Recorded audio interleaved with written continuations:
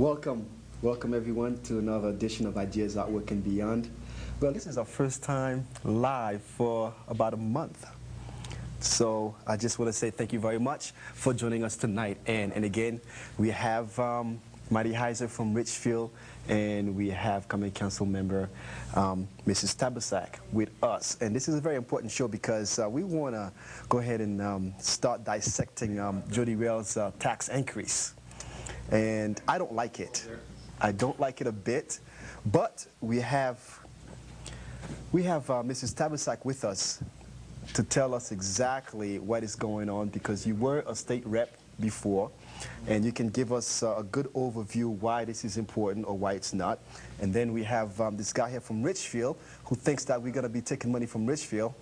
We'll see what happens about that. We know we're going to be taking that. That's been going on for a while. We can't take money from rich people, man. Oh, you can take it. Believe me, you can take it. So let me first say this. The reason why I am against the tax increase is because when it was first proposed by Wacker? Lo Wacker, Governor Lo Wacker, right? It's supposed to be temporary. It's supposed to be for 5 years, and that's it.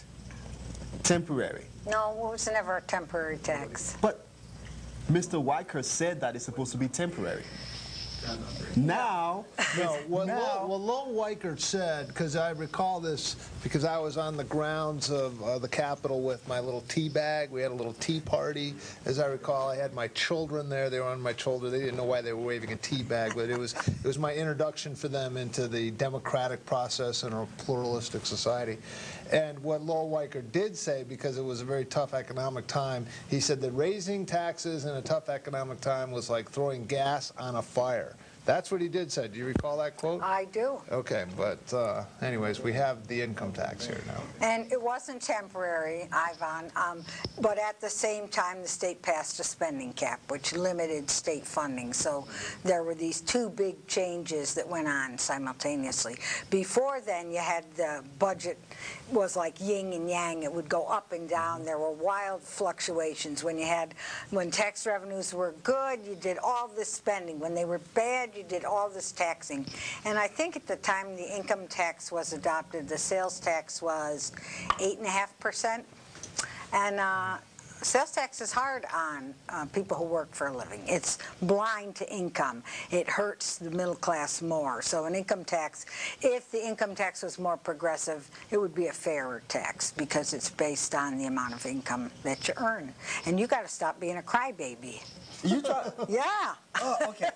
Now listen to this. Taxes, that's what we pay for the things that we need as a society. Don't you think it's like this, right? Every year they raising something, but at the same time, the government, okay, our elected officials are wasting our money. They keep spending the money on what?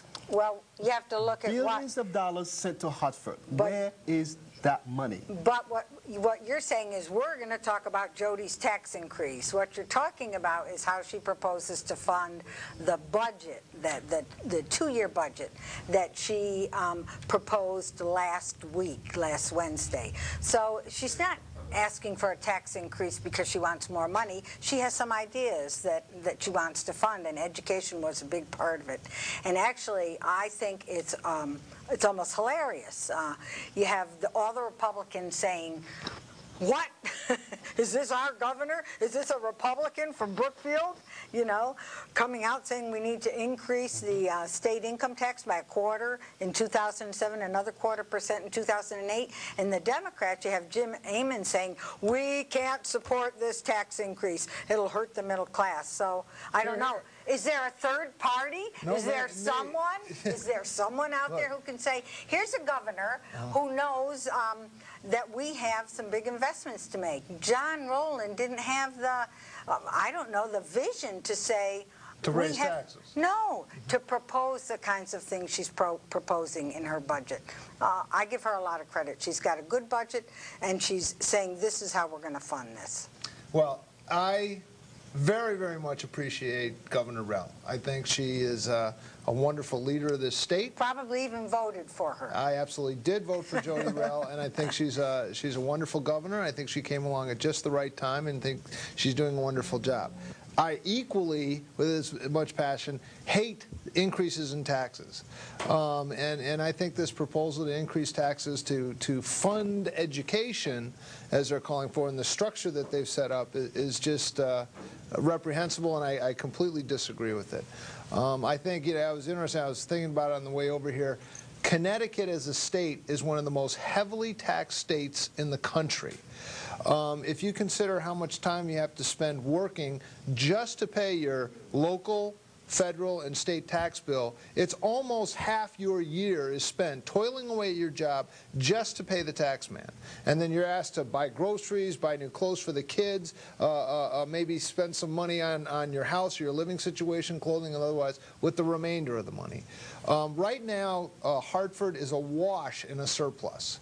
There's extra money. That means that the taxpayers of Connecticut have, up until now, been overtaxed. Well, to propose a tax increase on top of that, well, but Martin, to me, is a little ridiculous. We're awash in $600 million, and in the year 2007, just the cost of doing nothing is $800 million more, and that's inflation, contracts, health care. Yeah, but you have a whole other year of collecting taxes. Yeah, but we're not awash in money, and I think you got to give the lady credit. She's putting big ideas out there on the table. Nobody likes them. The Republicans don't like them. The Democrats don't. Well, why does that surprise you that the Republicans don't like tax increases? No, but both. This seems like it's such a shock to you. No, both parties. The Republican Party is based on certain principles. The principles are that, you know, the government that governs least governs best. The principle is to maximize freedom in the marketplace, maximize freedom in individual people's lives,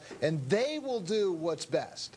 I think the view of the opposing party is it's a little bit, I forget who it was, but he said it takes a village to raise a child. No, and from their point of view, the greatest number. Well, I think the greatest good is allowing people to hold on to their hard-earned dollars and not have them go to Hartford and somehow reproportion and sent out to various different towns. I agree. Okay, I mean, that's essentially what you have in this. We're going to take a break. Okay, when we come back, we have the other two gang going to join us, okay?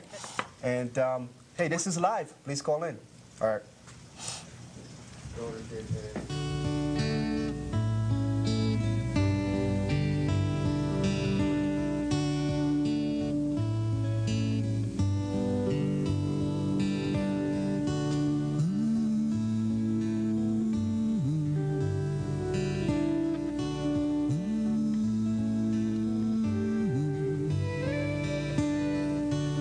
She's got a smile as big as the sky, and whenever she comes by,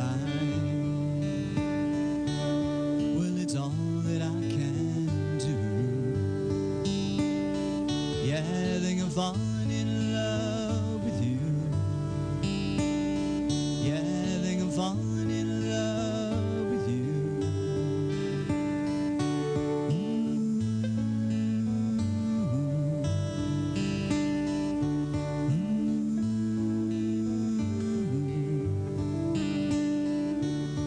Got bright and playful eyes, and it didn't take me long to realize that it certainly was true. Yeah, I think I'm falling in love with you. Yeah, I think I'm falling in love with you.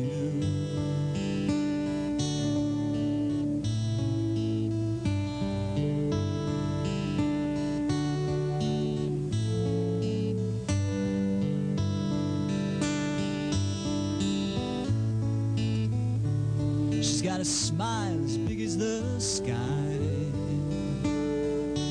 and whenever she comes by, well, it's all that I can do. Yeah, I think I'm falling in love with you. Yeah, I think I'm falling in love with you. Yeah, I think I'm falling in love.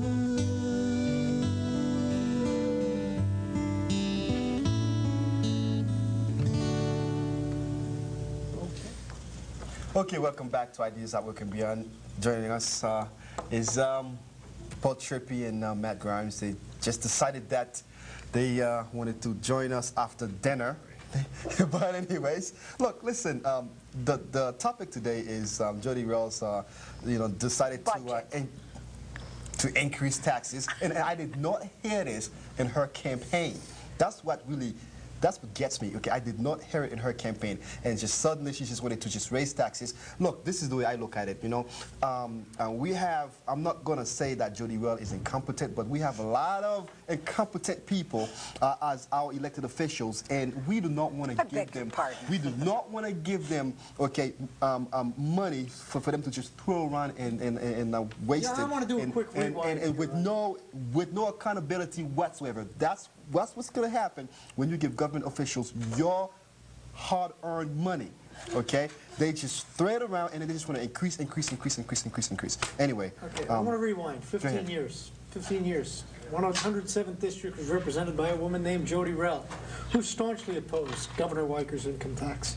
The 109th District was represented by a woman Lynn Tabasak, okay. who had quite a floor debate with her fellow legislator named Mrs. Rell. So what Lynn probably thinks Jody got older and better, I guess. I like her budget. I like the ideas in it. I don't mind the increase. I think that before coming on the show tonight, I looked at all my tax returns for the past 10 years, and I have always gotten a refund on the state income tax. I'm not going to feel 0.25% in 2007, and I'm not going to feel the second quarter. And so I don't know what Jim Amon is talking about, this hardship on the middle class. But part of the rationale when they put in the income tax was those that were supporting it. I mean, and I remember when they rallied the Capitol and everything, those who were supporting it said that this was going to mean local property tax relief, as you know. That's right. That didn't happen, and now we're saying if we do it now, we're going to have local property tax relief. I mean, who do you trust, Lowell Weicker or Jody Rell? Is there a difference? Oh. The old question. Is Jody Rell a liberal Republican?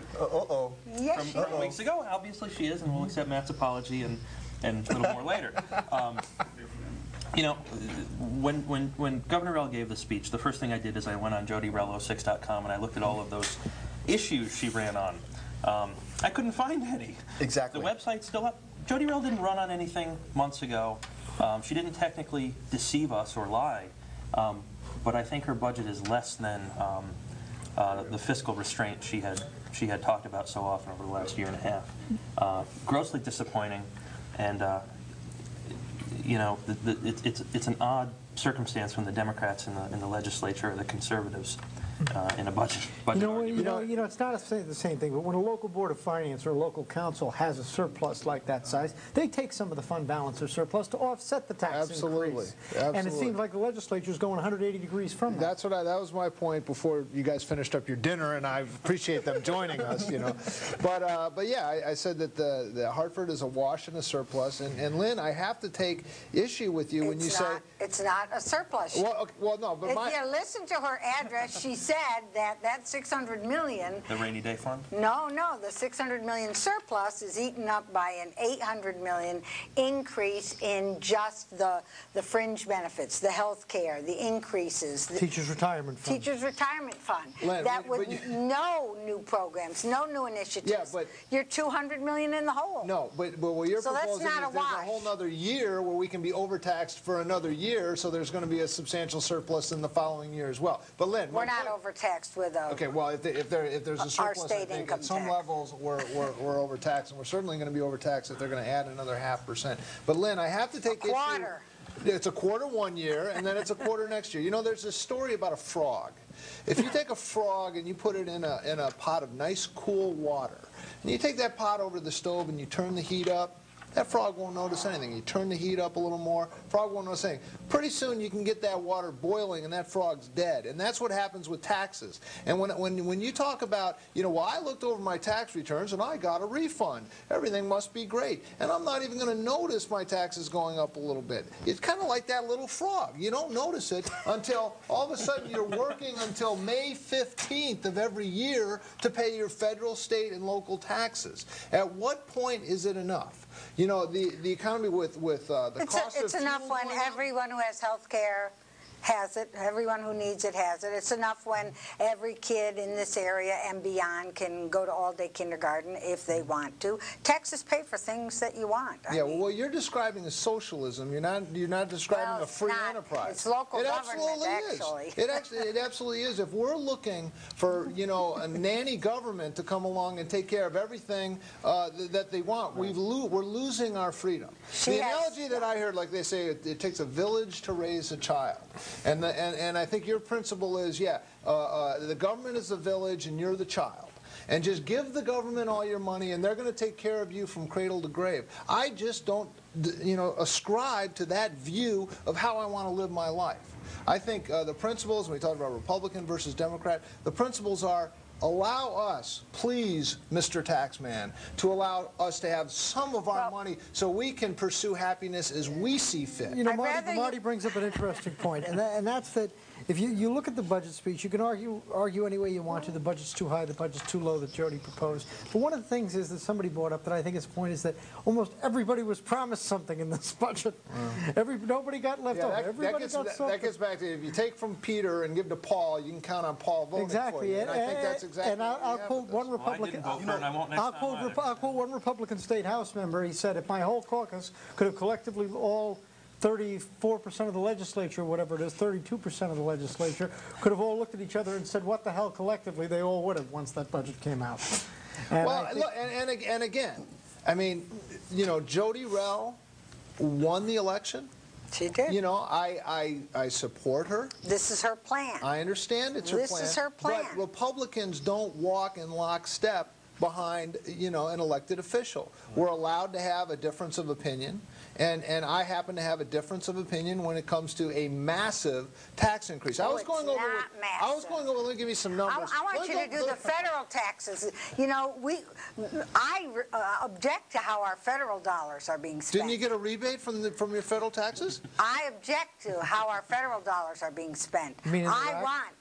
And in other ways, but I want good roads. I want economic development. I want all-day kindergarten in Connecticut. If they can't have it in, you know, Massachusetts, you know, that's their issue. But listen, our state income tax is very moderate. It's not a burden. You know, go after the federal guys. You know, I'd love to have some of that back, Marty. Well, I mean, you know, you can only do what you can do. Today's topic is an increase in the state tax, and the governor's plan. One final thing, you know, when you say I got a rebate, oh, isn't this great, and it won't be as big a rebate, that just means that they took too much taxes out, and you essentially gave the state an interest-free loan. So I mean, at some level, I guess it's big-hearted of you to not have a problem with that.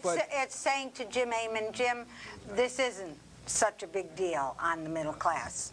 I'm a middle-class person. Well, that isn't a burden for me because every year I get money back. But it's a burden on poor people, though. It's your money. You know, you don't get money back. For poor people, it's even less of a burden.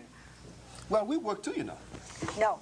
But less income, it's less of a burden. Now, what is everyone's opinion on the millionaires tax? That's starting to being floated around in the legislature again. The idea of taxing anybody who earns 7 figures or more a year. What does everybody think about it? I'm completely opposed to it. So. Well, first of all, the millionaire's tax, I think they describe a millionaire as someone who makes $150,000 a year or something like that. Really? I thought it was 7 figures. Actually, I thought it was 7 figures. Some people say 250. It depends on the legislator talking about it, but Marty is correct. Yeah, so you know, if you make over $150,000 a year, apparently you're a millionaire tax, and with the sort of Robin Hood-esque take from the rich and give to the poor, you are somehow targeted as needing to have a, how did you refer to it? Progressive. I like progressive income tax. That isn't one. But last year's millionaire tax, the millionaire paid the flat rate on the first million and paid the millionaire's tax on the second million. That was last year's proposal. But I like a progressive income tax. I like it lower on lower income earners and higher on higher income earners. Connecticut's not proposing that. But you know what? Well, why do you point to Ivan when you say lower income earners? The man makes a good living. He's a came in here, I hate this tax. Well, you know, Lynn, currently right now it is low income, so I need to change jobs basically. But But listen this though, what about... If anybody watching is hiring, you want them to call in? Yeah, Can I just hire ask- me? Just please call in. Can I interrupt you just one quick second, Ivan? Just, you know, I didn't hear the conversation for the first 10 minutes of the show. Because you were at dinner. I was at dinner, and it was a And you had fine dinner drinks, as well. too. So I may Oh, have had my one. God. Dessert and Dessert was espresso excellent and as There well. was no dessert. Okay. But The restaurant didn't have any. as the two local elected officials sitting here tonight, let me ask you, how much more money is Jody Rell going to give Ridgefield next year per her plan? I happen to have those numbers right here. Oh, good. And I can tell you, based on John Fry's tabulation as printed in the paper, there will be an additional $50 million taken out of Ridgefield, Connecticut, 06877, and we will get back $3.9 million in increased aid to our budget. Okay. Our Board of Ed budget. Basically, we get So again, a donor pittance. town. So for every $50 you give to Hartford, you get back $3.90? $3.90. Now, I didn't get a master's in math, but what- those numbers and don't look Danbury good. will get, what, roughly $6 or $7 million more? You know, I don't know. In the governor's address, she pointed out 3 communities. She talked about Bridgeport, she talked about West Hartford, and she talked about Danbury. But for the life of me, I can't remember. She said the increased aid was going to be, and it was She did. I believe No. Danbury gets 28 million. 22? 28. You think They- it was they 28? currently I think it was get that today. 28. No, I it's- Well, whatever. Let's say increased for the aid. sake of argument, they're going to get an increase of $5 million next year over this year, for the sake of argument. Will Danbury then just spend $5 million more than they did this year, and will Ridgefield spend $3.9 million more than this year?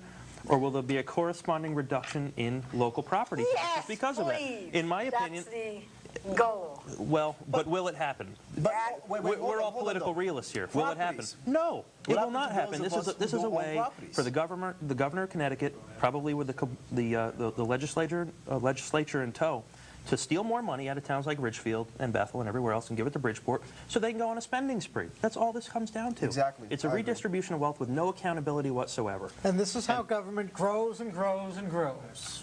See, You're Governor correct. Rell is something like Clintonism. I'm serious. Clinton was more conservative than Jody Rell. Promises, Clinton actually had promises, welfare reform. He had some, See, look how she Let me looked at me. tell you something. What I can guarantee about this budget, no matter how it comes out, let me tell you when the decisions are going to be made about this budget. They're going to be made at 2 in the morning when no one is thinking straight, and they're looking for what they can do to get past the posts late at night. And you're going to see ridiculous things go into this budget. You're going to see some very good things come out of this budget because they'll be going right up until the end without having the budget done. That's what happens every year up there, and because once again, the Democrats didn't change the rules, it's going to happen again. I'll put my money on Denise Merrill. Caller, you're in the air. Question for Lynn. Go ahead. Okay, Lynn, is income tax constitutional? Well, there's two opinions on that. Yes and no. But I'm not a legal scholar, so I'm sorry I can't answer that question. The Constitution says to tax property, not people. Supreme Court has already ruled that the income tax is a people tax, therefore unconstitutional. So now, irregardless if it's a massive tax or a little tax or who it affects or doesn't affect, it's illegal. Well, let me ask you though, John, you know more than I do. Did the Supreme Court demand its repeal? The Supreme Court already ruled that it does not give any new powers of taxation to the government because it puts the Constitution in conflict with itself, which was the 14th Amendment. Okay, but the lack of action then by the That ruling Supreme is just being Court. totally ignored. Okay. The sales tax, which is a tax on property, is legal. Well, if that answer is true, and I don't mean to be a pain by asking this, why haven't you collected the reward from Big T? You can't collect the reward because you cannot prove that the... Oh, is his reward to prove it is constitutional? No, the reward is for can you file an income tax without waiving your Fifth Amendment protected rights. Okay. A Fifth Amendment is testifying against yourself. IRS takes your signed 1040, goes into court, and convicts people every day. You're testifying against yourself because your signature on that paper. Okay. Don't sign it, you can't file it. Okay, John. Thanks for your call. Uh-huh. All right. Thank you.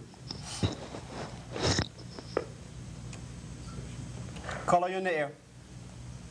Hello, caller? I have a question. Yes. The last caller Yes. asked a question about whether or not it's legal to tax people. Yes. I think he used a word that's not in the dictionary. You know what that word was? No. Irregardless. Irregardless. That word is not a word. Huh. So anybody who's using that word, we probably shouldn't be listening to. And anybody that's calling up with a grammar question on a political roundtable. You just judge a person by how they speak, and when I heard that word irregardless, I thought, whoops, whatever he's saying makes no sense. That's all I have to say. Thank Okay, you. all right. Thank Caller? you. Caller? Oh. Wow. Well, I'll put it this way. I probably sometimes would say things that, you know. I think Now, we all one of do. the things I'm going to point out something interesting about this budget too, and kind of the way the legislature shook itself out after it had to digest for a couple of days. We got a 49-cent cigarette tax going on, supposedly to raise more money. Now, the only way that a cigarette tax increase raises more money is, one, either people don't stop smoking and are still paying it again. Two, maybe it was meant not to raise money and just to defer people from smoking. But what's so interesting to me is that the same legislators that were so gung-ho to pass the smoking ban on bars and restaurants, and I'm not a smoker, so it really doesn't affect me, are the same ones that are crying foul, saying this cigarette tax unnecessarily taxes the poor. So only poor people? That's what they're saying. They're saying because more poor people smoke than better middle class or wealthier people. People from Richfield don't smoke, huh? I think That's a bunch of baloney. But anyway, we got. What do you think about the cigarette tax increase? I mean, you've always been an advocate for the poor, so. No. Up and try your call again. If you need The wrong number. What Jody said that cigarette tax increase was going to be for was this Charter Oak health plan, which is going to help subsidize health insurance for people who don't have No, it. but to the Democrats in the legislature saying this cigarette tax unnecessarily punishes the poor. You know what? This is so They say bogus, that about the man. income This is so tax, bogus. too. Only poor people smoke. Only poor people drink. This is very bogus. Let me take this call. Caller, you're in the air. Hi, how are you? Good, thank you. Hey, I'd like to find out your roundtable's opinion on the governor's proposal to eliminate the car tax. It'll It'll kill towns. It's a source of revenue for It's a red every herring. It's a red herring. municipality. See, the thing is that to me it's very hypocritical because Harry is trying to eliminate the car tax, right? And at the same time, she's trying to raise the income tax. Yes. I mean, you eliminate the car tax for what? For people for people in a Richfield and a Greenwich? Because they're the ones who's going to benefit from it. Let me point one thing out that Caller, you in the air? Yes, I'm here. I'm just listening. Caller, what I understand, there was a comparison because there was a time when the legislature in Hartford passed a rule of law where you could no more longer tax the equipment, industrial equipment in these various businesses. And in a burst of enthusiasm for pro-business legislation, they decided to say, let's reduce that tax and Hartford will give the shortfall to the municipalities. They went ahead and did that. They stopped the tax on machinery, and it had the effect. It did increase business spending, but the legislature reneged on its promise to reimburse the municipalities. So what you have with the car tax, you have ready funds coming into the various municipalities through their taxation of individual cars, and so they're loath to give up that money and then hope that the money is going to come from Hartford at a later date. Because it might not. Right. Once burned, you're a little bit more cautious the next time out. So that would be my only concern. As I mentioned on this show before, though, I'm in favor of cutting taxes. I think if you can cut a tax, it's a kitchen table issue, and I'm in favor of cutting car tax. Well, I would be more interested in like cutting the growth of government. Thank you. As opposed to cutting taxes. I think the major problem you have right now is that the government is just expanding. I mean, Jody Rell is going to be expanding the state government to levels that are just like ridiculous. So we're going to be taxed even more, or the government's going to be spending a lot more. Cut down the size of government. That might help out a lot of your problems. I couldn't agree with you more. Well, Lynn may disagree. I'm all in favor of 3 new trooper classes. I want to see more troopers on the highway. I want to see them stopping dangerous driving. I mean, I know, but I don't say you can go. I mean, we're all in favor of state troopers. There's no one here that is not in favor. Employees. Yeah, I understand that. Okay, we got more calls coming in, so I want we people got more to calls. participate. Yeah, Okay? Thank you very much. All right, thank you. Okay. Before we take the call, we do have a dictionary. Ivan's hanging up on callers. And real quick, I would tell if previous irregardless is actually a word, but let me take this call. Caller, you're in the air.